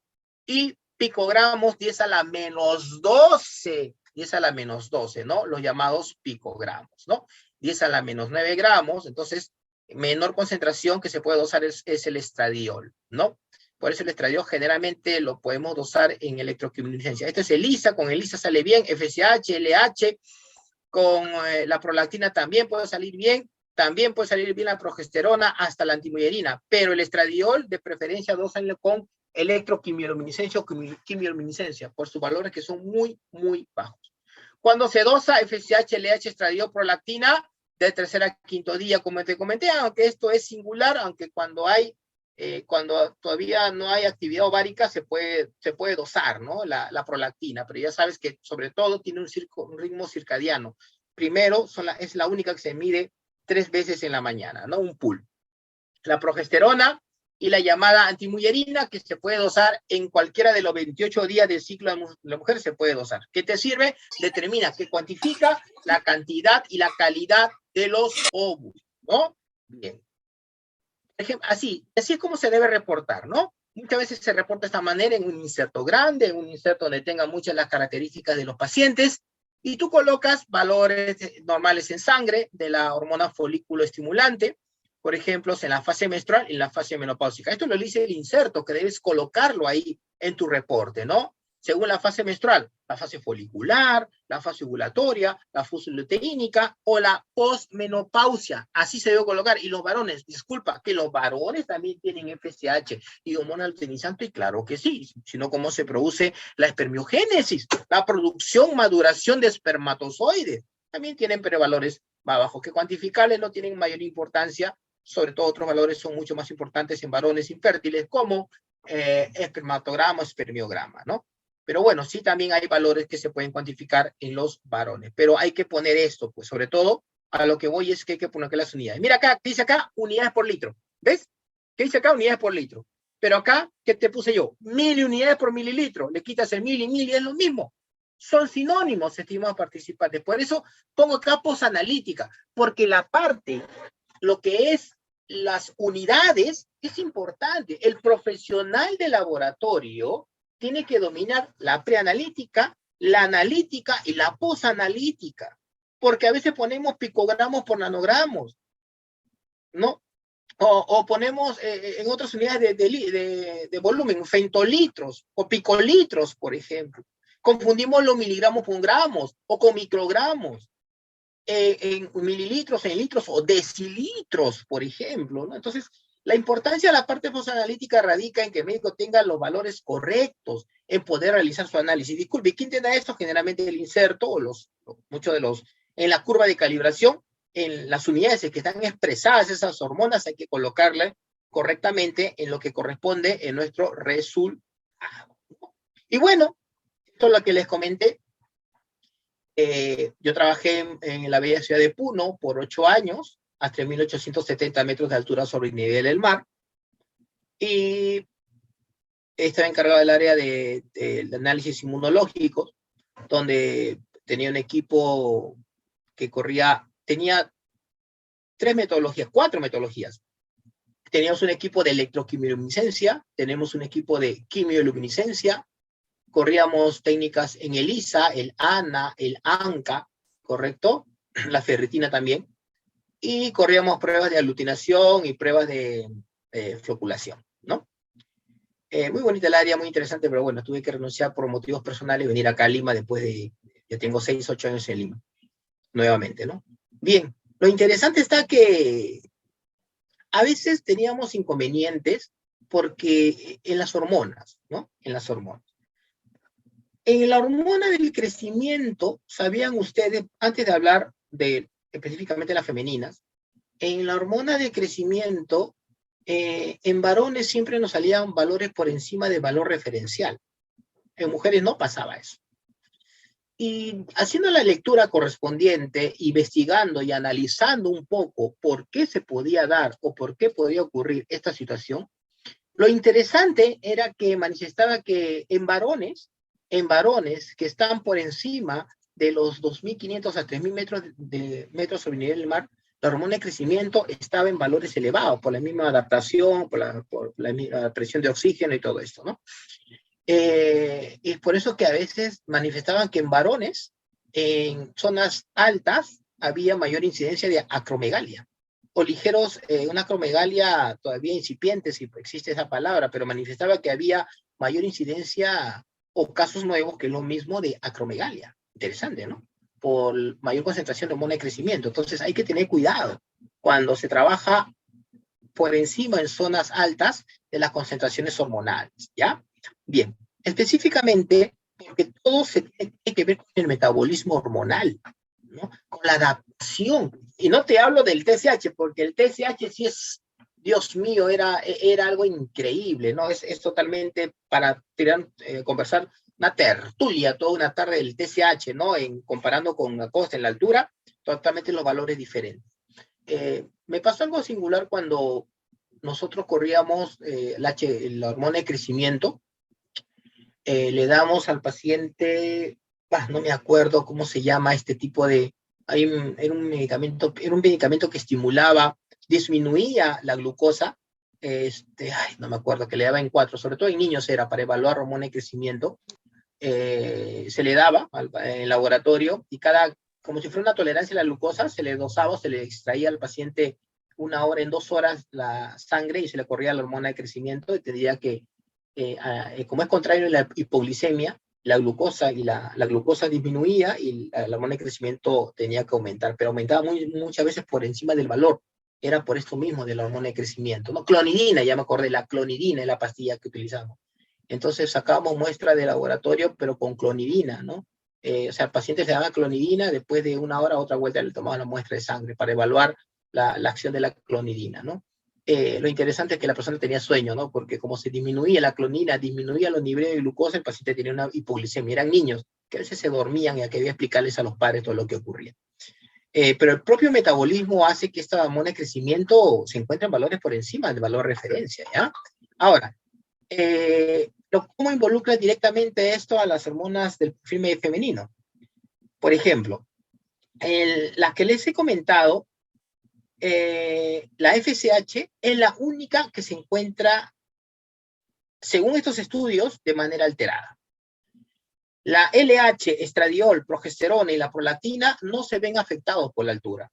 Sobre el nivel del mar y en altura, los valores son referenciales. Pero la FSH, o la hormona folículo estimulante, sí se encuentra alterado por la altura, ¿correcto? En valores por encima de 2.500 a 3.000 metros sobre el nivel del mar, la FSH va a encontrarse en valores elevados, en valores fuera del valor de referencia, que tú no lo puedes ubicar, o el médico no lo va a poder ubicar dentro de los parámetros o dentro de los estadios, ¿no? de la fase folicular utilizada. Escapa de. Pero para eso se tiene que trabajar con una relación, la relación FSH y LH. Porque generalmente cuando el LH se eleva, el FSH se eleva. Pero en estos casos, no. El LH estaba normal, la luteinizante estaba normal, pero la FSH muchas veces se disparaba por encima de.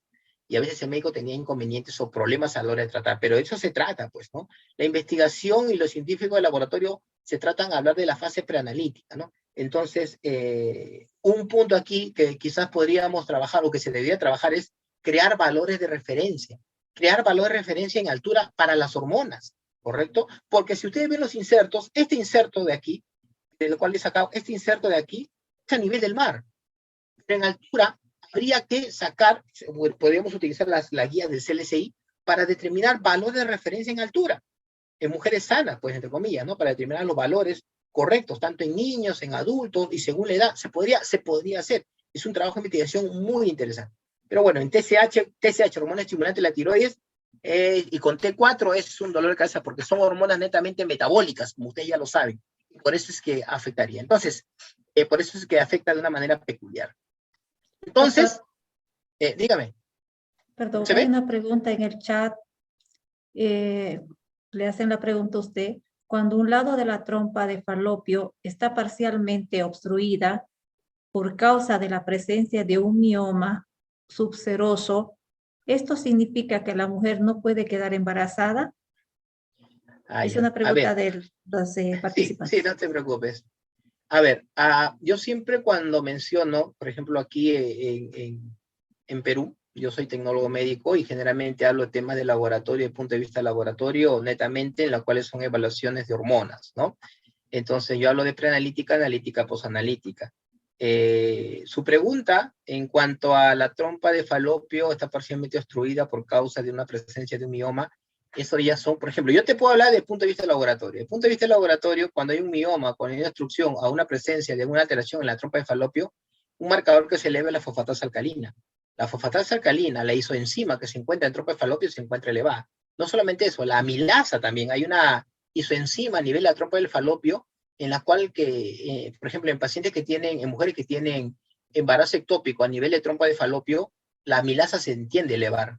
Y el paciente, el médico sospecha otra patología, pero es por la isoenzima o la isoforma a nivel de la amilasa en trompa de falopio que se puede elevar, junto con la LH y la fosfatasa que también podría elevarse, ¿no? En cuanto a la presencia de un mioma, entiendo que eso es una obstrucción y cuando hay una obstrucción no puede haber la ovulación. Pero en estos casos, a la parte que no hay ovulación, a la par de la no ovulación por la no salida del óvulo, hay problemas exactos, sí, en cuanto a la presencia de no caer, ¿no? Entonces, cuando la trompa de falopio está obstruida, el óvulo, por más que salga, por más que sea madurado, no puede salir. Al no poder salir, entonces no cae a lo que es el útero y no puede haber la llamada concepción. Pero hay que también determinar, hay que también ser consecuente en que la misma fecundación se produce en la trompa de falopio, ¿no?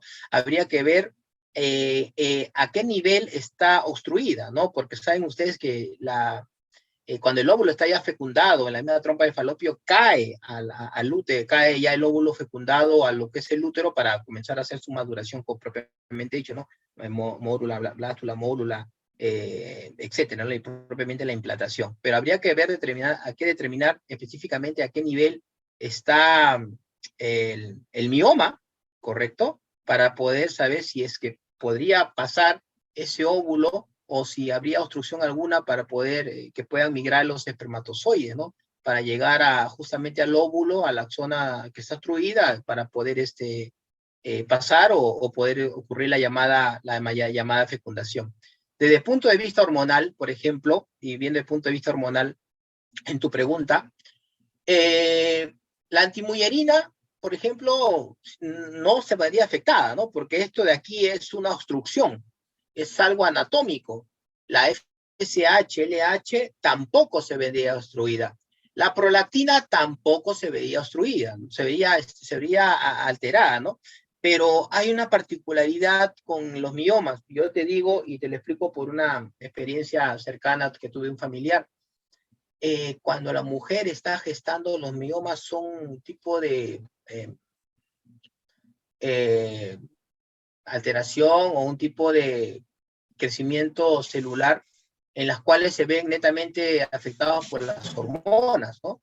Cuando una mujer está gestando, de por sí está gestando, los miomas crecen hasta 10 veces el tamaño, muy, muy grandes, porque son directamente hormonodependientes, ¿no? Entonces, yo he visto casos que la mujer tenía miomas, ¿no? Miomas 1, 2, hasta 5 milímetros, pero cuando ya estaba gestando comenzaron a crecer. Y cuando terminó la gestación, los miomas eran tamaño de un puño. Eran tamaño de un puño. Y lamentablemente, bueno, el bebé nació por cesárea, pero la persona, la mujer, tenía que someterse a una cesárea, entre comillas, nuevamente después de un año para poder extraérsele los miomas. Tanto así que se le extrajeron a esa paciente 3 miomas que eran muy tamaño de unos puños, no muy, muy grandes, porque los miomas son son dependientes muchas veces de las hormonas, ¿no? Pero bueno, habría que ver, como te dije, el caso dónde está la obstrucción, porque la misma fecundación se produce en la trompa de falopio, pero el perfil hormonal netamente no se va a encontrar alterado por causa del mioma. Todo está bien, pero en este caso ya es un problema anatómico, sobre todo un problema anatómico, ¿no? Que tendríamos que el médico ya se encargaría de hacer la evaluación correspondiente. Bueno, entonces, como les comenté, el FSH es la única que se puede alterar, la LH, estradiol y la progesterona por altura, por encima de 2.500, 3.000 metros sobre el nivel del mar, no se va a encontrar elevado, no se va a encontrar alterado. La hormona de crecimiento sí se va a encontrar elevado en varones, y la prolactina no se va a encontrar, no hay mayor alteración con la prolactina, pero la TSH y la T4 ya la dejaríamos de repente para otro punto, pero sí hay alteraciones, o sea, inclusive alteraciones específicas en niños, ¿eh? Pero toda la TSH y T4 hay alteraciones entre niños y niños, y más aún, entre niños y niñas hay valores referenciales, por eso hay que tener mucho cuidado. En niños, cuando se dosa por encima de 2.500 a 3.000 metros de altura, el TSH y la T4. ¿Por qué? Porque son hormonas netamente que se relacionan con el metabolismo, y eso puede traer consecuencias y problemas en cuanto a la cuantificación. ¿Ya? Muy bien. Entonces, hasta ahí nomás nos quedamos, o bueno, disculpen, hasta ahí nomás llegamos, ya es 1 hora y 1 hora un poco más que ha pasado. Y nada, pues muchas gracias a los participantes, a los que están presenciando, viendo las diapositivas y escuchándome. Y bueno, ahí tienen mi correo, mi Face, mi número también está en el grupo, si tienen alguna consulta, si quieren algún tipo de artículo sobre lo que le hemos mencionado el día de hoy sobre el perfil hormonal femenino, se podría hablar perfil hormonal masculino, interferencia de las pruebas de laboratorio de inmunoanálisis, por ejemplo, los anticuerpos antirratón, no se habrán escuchado ustedes, pues, personas que trabajan con veterinarios, que trabajan muchas veces con animales, tienen la presencia de estos anticuerpos antirratón, los anticuerpos heterófilos, por ejemplo, ¿no? Que son muy importantes a la hora de hacer el dosaje correspondiente, que dosan la característica de anticuerpo que no es, y sale positivo, ¿no? En una hormona. Porque recuerden en sí que cuando es una técnica inmunológica no dosas la hormona, dosas la reacción o cuantificas o determinas la reacción antígeno-anticuerpo. Y si hay un problema en esa reacción antígeno-anticuerpo, entonces los valores de la concentración de la hormona, el marcador tumoral que tú puedas dosar, se van a encontrar alterados. Eso es un tema muy bonito que se llama interferencias en los exámenes inmunoenzimáticos, ¿no? Entonces, las hormonas, la cuantificación es lo que vimos de hoy, la preanalítica, posanalítica, analítica, y en la parte final, pues, vimos un poco de lo que es cómo la altura puede alterar los valores, a muchos valores hormonales, sobre todo el FSH, ¿no? Que se encuentra muy, muy alterado en estos pacientes, igual la hormona de crecimiento, que no es la clase de hoy, pero bueno, la sesión de hoy, pero también es bueno que sepan ver y mencionarles, pues, como conclusión, que es importante que determinen sus valores donde están trabajando ustedes, para que no puedan tener problemas y el médico tenga mayor tasa de poder, mayor datos para poder hacer un diagnóstico correspondiente, sobre todo en mujeres, ¿no? Que lamentablemente a veces tienen problemas en la gestación. Pero ojo, el problema de la gestación o los problemas de infertilidad no solo en mujeres, se habla de la pareja infértil, ¿no? De la pareja infértil. Pruebas en mujeres, pruebas en los varones. Ha habido casos en que los varones han tenido 1 o 2 hijos, pero por un X problema ya no pueden tener hijos. No es el problema de la mujer, es el problema del varón. Viscosidad disminuida, concentración de espermatozoides disminuida, ¿correcto? Vitalidad disminuida de los espermatozoides por un medicamento o algo que está tomando el varón, que hacen que su calidad del semen disminuya, y eso es un tema muy, muy interesante que se podría tocar. Bueno, eso es todo, doctora Nora, doctora Lino, eso es todo por el día de hoy. Sí, Si me permite, doctor, muchísimas gracias. Agradecerle a usted por habernos aceptado como ponente en este congreso. De la misma forma, agradecerle también por eh, colaborarnos, o sea, en este congreso, por toda la predisposición que ha tenido, también por todos los conocimientos que usted nos ha participado y por sus experiencias. Muchísimas gracias, le agradezco, doctor David Germán, y bueno, esperamos tenerlo en otra oportunidad. Es un tema muy, muy interesante. Gracias, doctor.